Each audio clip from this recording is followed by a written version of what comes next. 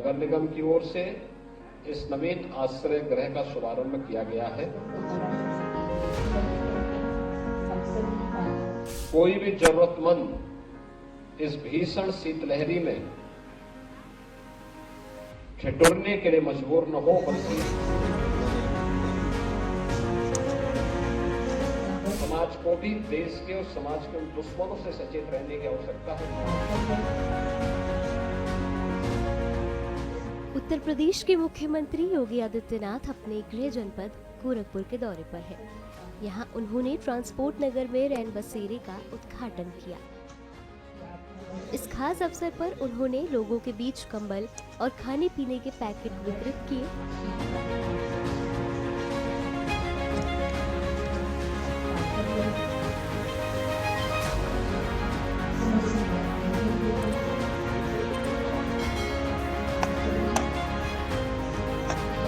साथ ही वहां मौजूद लोगों को भी संबोधित किया।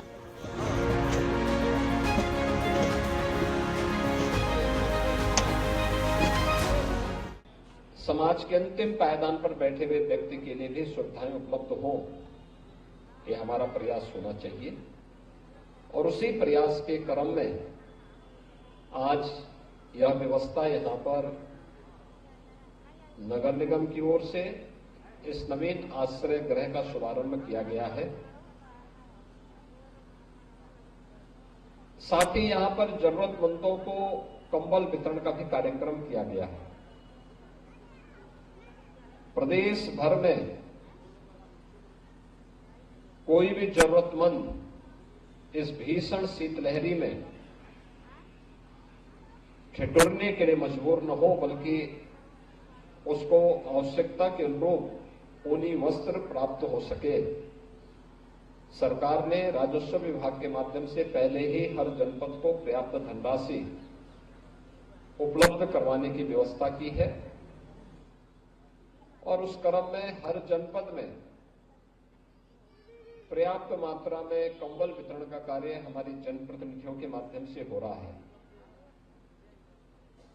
धर्मार्थ संस्थाएं भी आगे आ रही हैं। सरकार अगर किसी पहल को आगे बढ़ा रही है तो समाज का हर तबका भी इसमें बढ़ चढ़ करके भाग लेता है।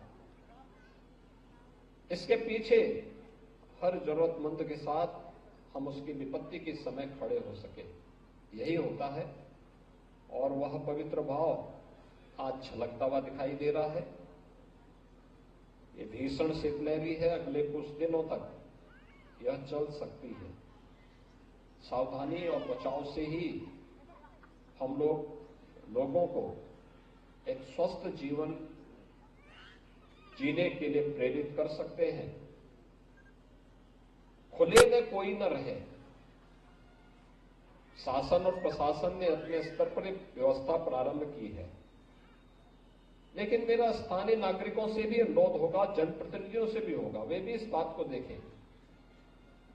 बहुत सारे लोग होते हैं जो शहरी क्षेत्र में आते हैं, अपने काम धंधा करने के बाद वापस नहीं जा पाते हैं तो कहीं आश्रय लेकर के विश्राम करने लगते हैं। इतनी भीषण शीतलहरी में किसी व्यक्ति को फुटपाथ पर, सड़क के किनारे, खुले स्थान पर रहने के लिए मजबूर न रहना पड़े। या बहुत सारे लोग ऐसे हैं जो मानसिक रूप से कमजोर होते हैं और घर से निकल गए, वापस घर नहीं पहुंच पा रहे हैं। वे लोग भी जहां तहां पड़े रहते हैं। एक मानवीय संवेदना ये कहती है कि हम उनको हॉस्पिटल में या उचित आश्रय गृह में पहुंचा सके, जहां उनके उपचार की व्यवस्था भी हो सके और उपचार होने पर वे स्वस्थ हो जाते हैं।